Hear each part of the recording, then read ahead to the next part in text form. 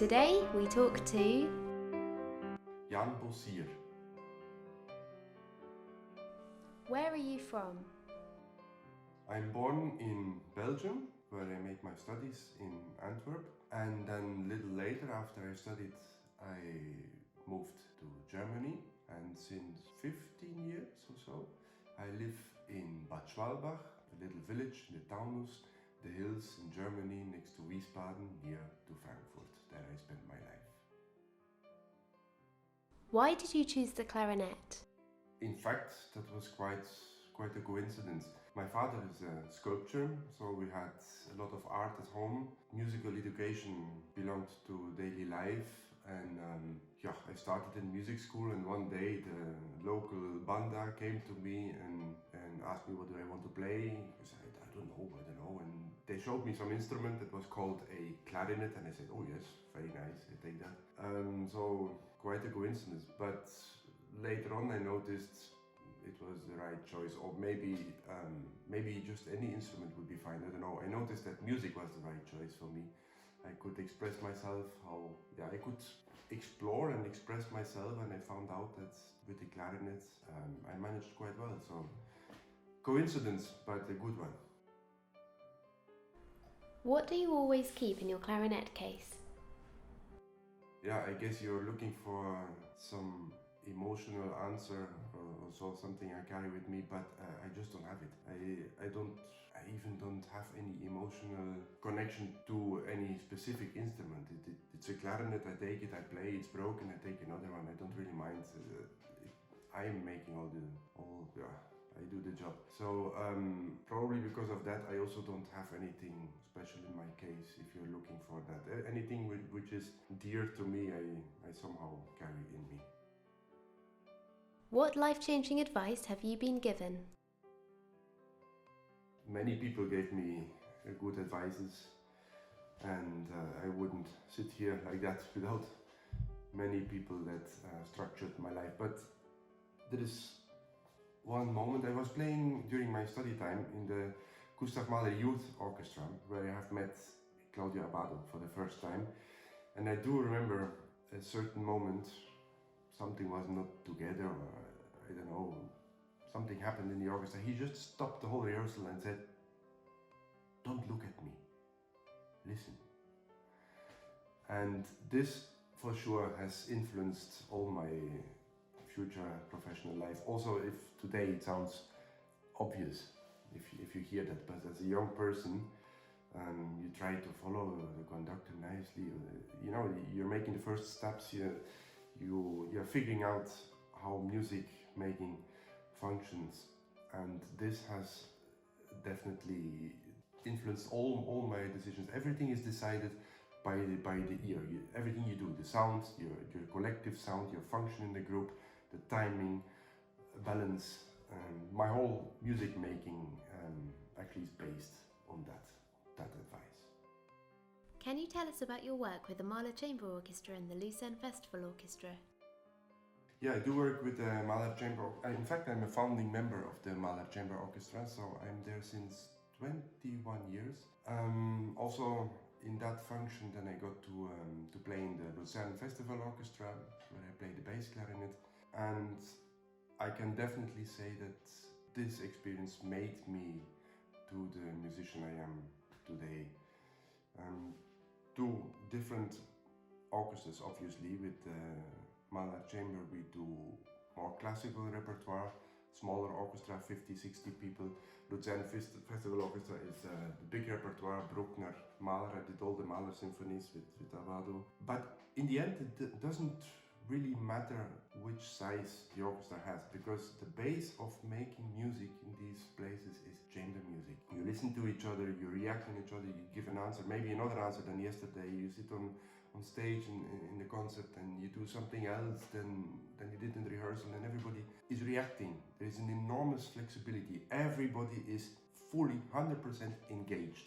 And that is something what I've rarely seen elsewhere. So probably that is the most important aspect of playing there. Of course, I had the chance to play with fantastic colleagues, conductors, soloists, and this collective made me grow, made me play better probably.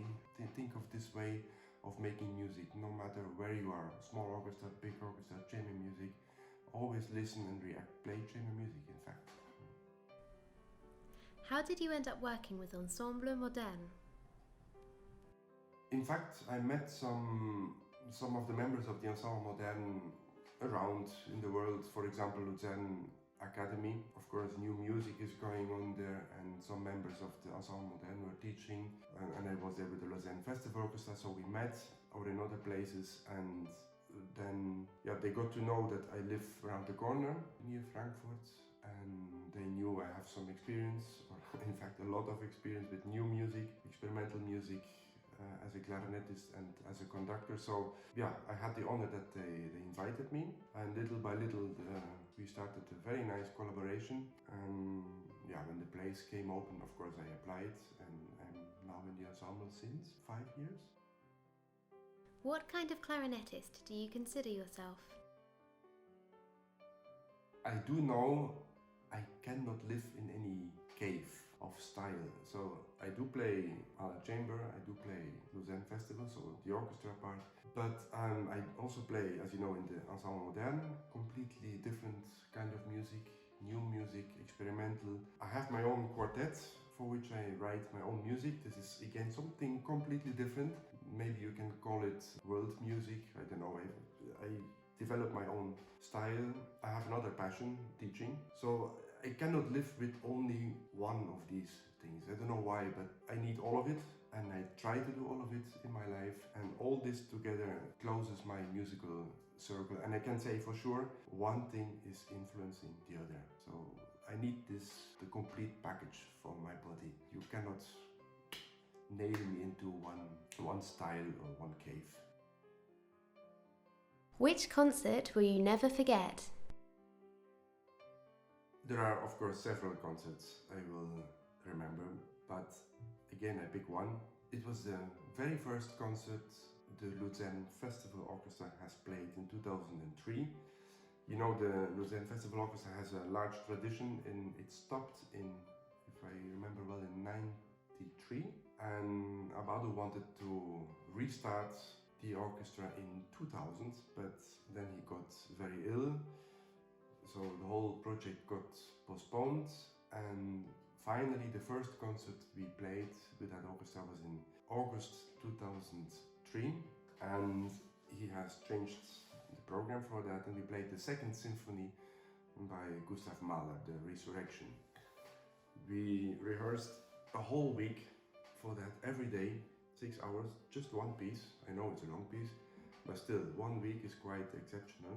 And then finally, at the end of the week, we played that concert, a concert that everyone was waiting for since years, that this orchestra would finally play again.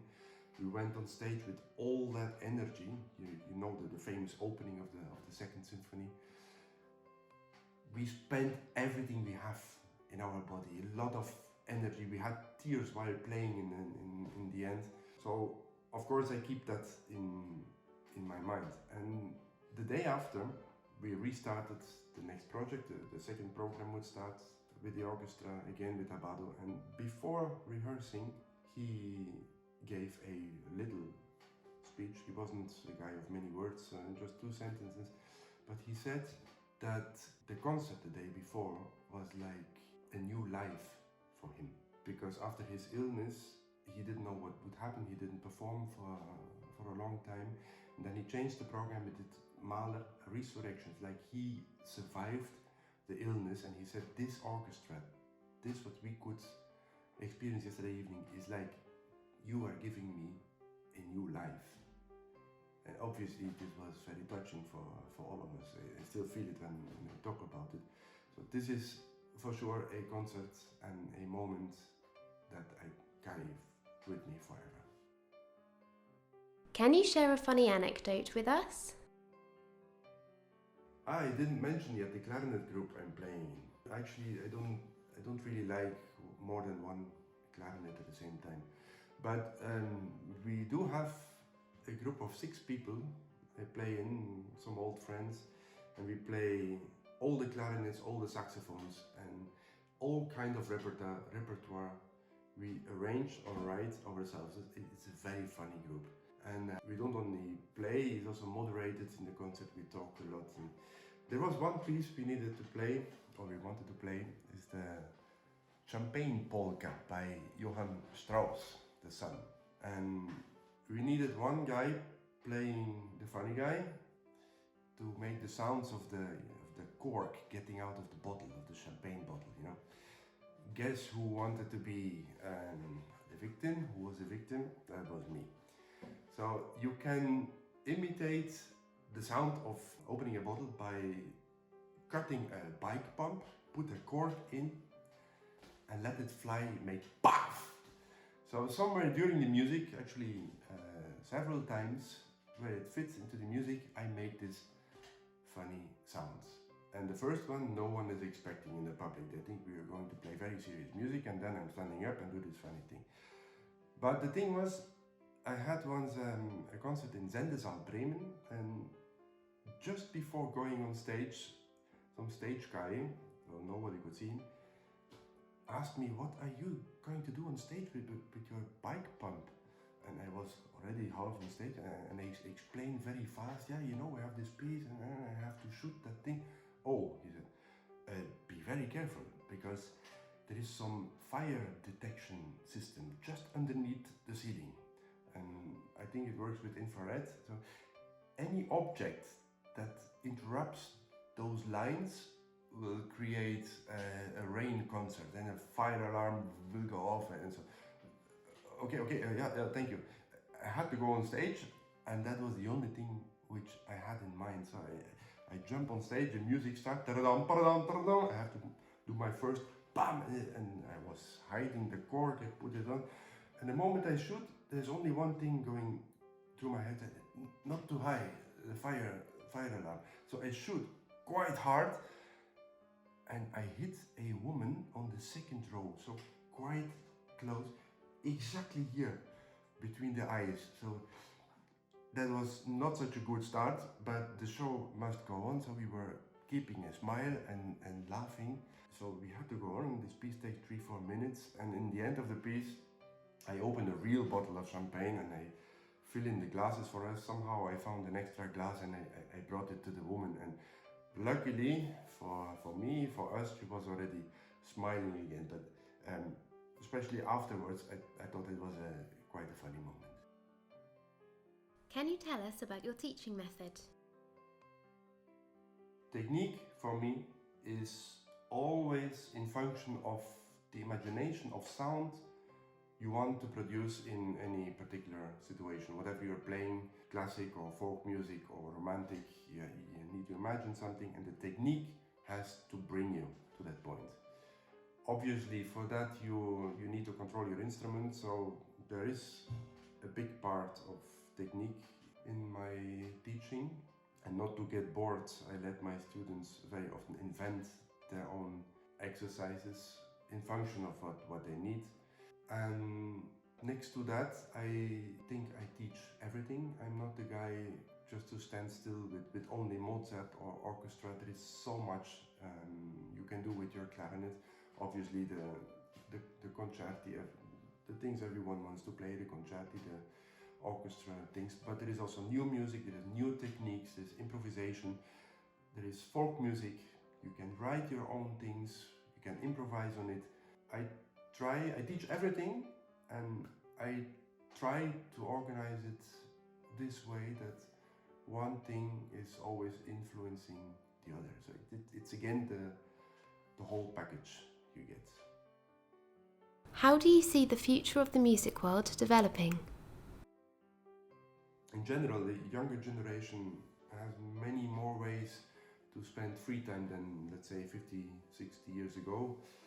They can do many more things than just music. So in that way, it's logic that orchestras get reduced, or we have a little less possibilities to hear classical music. The culture is a bit in danger, we could say.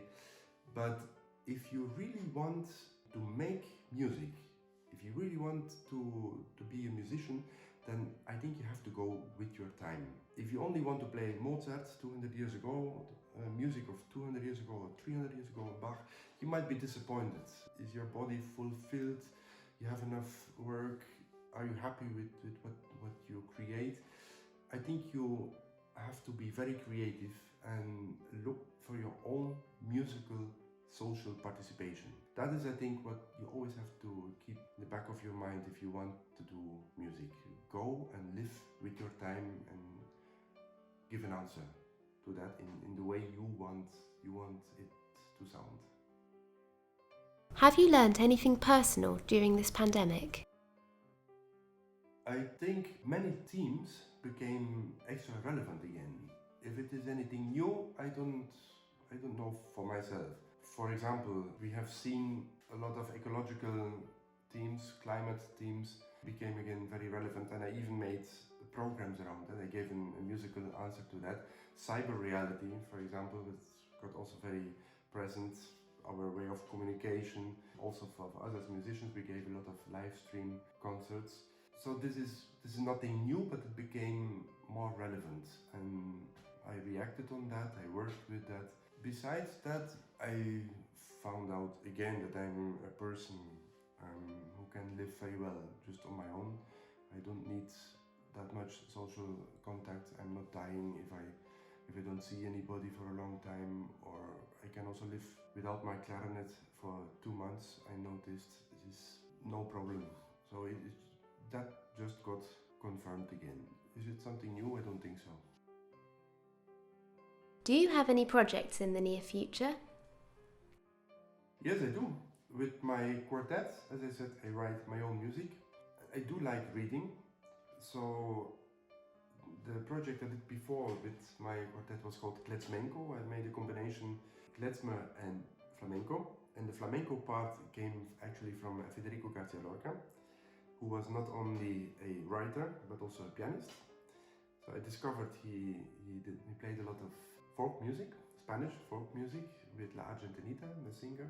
He improvised on the piano, and some of these songs exist on the recording. I found that recording and I did my own thing with it. And now I'm working on a new project. It's called Echo, and again literature is on the base of that program. I like reading Haruki Murakami, and there is one figure from his book Kafka on the Shore.